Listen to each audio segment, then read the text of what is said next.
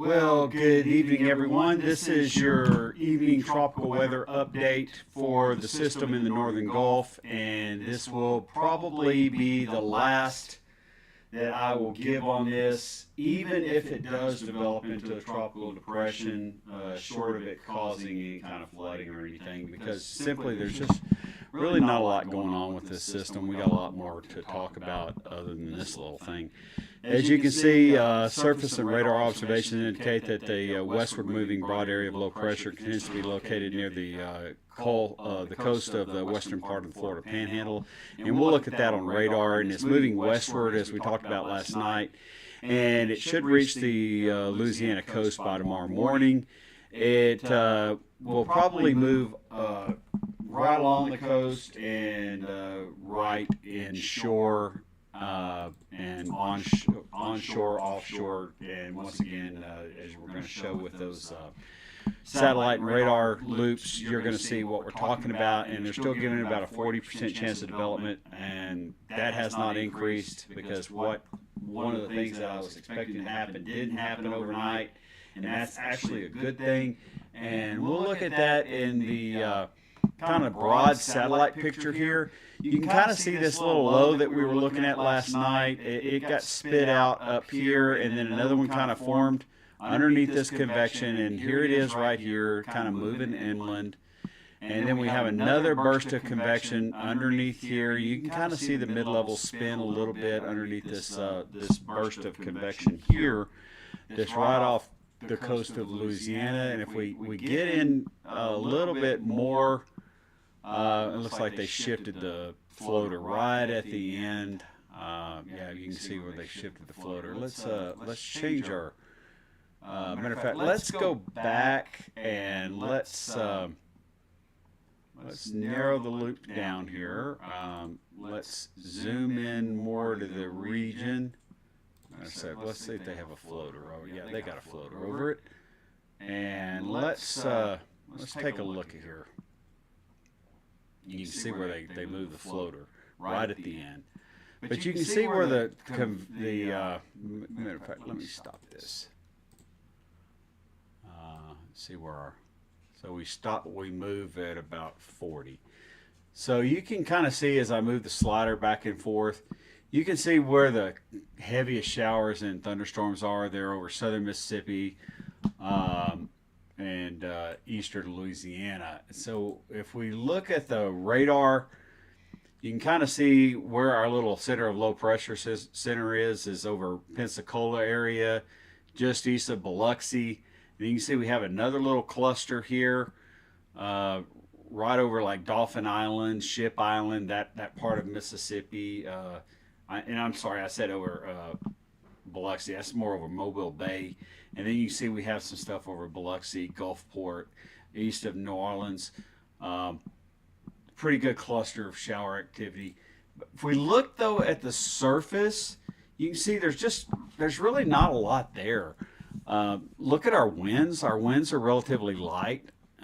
Looks like we have basically 15 knots of wind. That's nothing to write home about. It is not uncommon for these little tropical waves out in the Gulf to put down gusts of 30, gusts of 40, and for there not even to be a closed low with these systems. So there's definitely a closed low. We see definite westerly winds, definitely northwesterly winds, and they're pretty solid from the northwest. It's not like they're 5 miles an hour or 3 miles an hour. They're fairly solid out of the northwest, and it doesn't look like it's a thunderstorm wind. It looks like it's a fairly close circulation. The problem is, though, the pressures are really high. And look how broad they are. You have 1,013 millibar pressures down here over some of these rigs in the Gulf. And then you still have 1,013.5 up here, in central Mississippi, Hattiesburg, Jackson, this area here. And then all the way over here in eastern Alabama, it's only 1,014. It's 1,014 over in central Louisiana. You go all the way out here over the western coast of Florida, it's 1,015.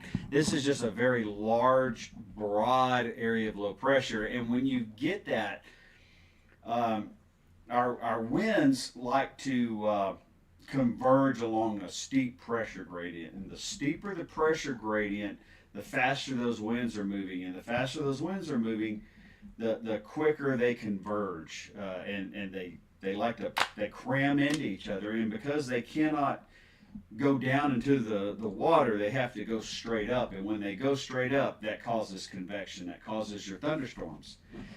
But as you can see here, they're really not, it's very loose. It's very light. They're really not colliding. Their pressure gradient's really loose. They're not being crammed into one space. They're kind of free to move around. So it's not going to cause a whole lot of precipitation to convectively fall. So let's look here at what the 850 millibars is doing. On the European, and right now I'm just going to be basically showing you guys the European.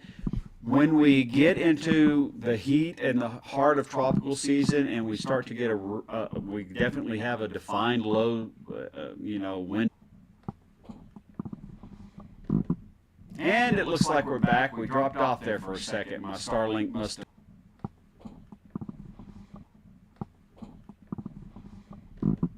And it looks like we have some intermittent.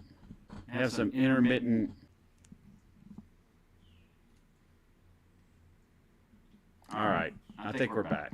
All right, so we see this this system coming through here, and you can see that it really hugs it along the coast and keeps it right over southern Louisiana, and then moves it inland. Now, the next thing I want to show is just this monster ridge. I think it looks like we got a solid connection. It must have been a gap in the satellite feed there for a second. So you can see that the energy kind of comes in and just dissipates over southwestern Louisiana, eastern Texas. So what I want to show you guys, though, is what happens after that. So when you start to see these kind of I don't even know what color that is. It's definitely not red. It's kind of a tangerine color. I don't know. You start to see this ridge really start to build. And this here is in a couple of weeks. We start really after, in about a week, we start to get this really big ridge of high pressure over the Tennessee Valley and the Ohio Valley.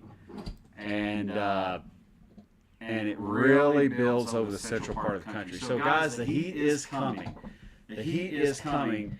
And anything with this kind of a ridge, anything that gets caught in the tropics is probably going to get shoved west if it doesn't recurve. It looks like there's going to be a massive trough of low pressure kind of sitting off in the central Atlantic. So anything that forms off in the eastern Atlantic may get recurved. But with a ridge like this is a perfect setup to drive stuff towards the west, and it's just going to be a matter of timing whether it can get driven into Texas or it goes into Mexico. So real quick, this shows you, this will be the last time I show this, because you can see this is pretty much what's happening. The GFS was pretty good here. It's driving everything right along the extreme northern Gulf Coast.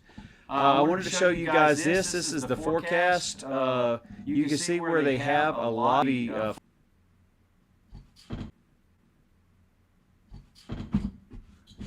I think we're back. Okay, so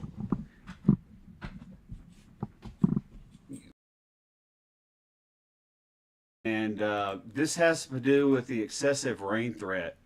As we get into this has to do with the excessive rain threat. As we get into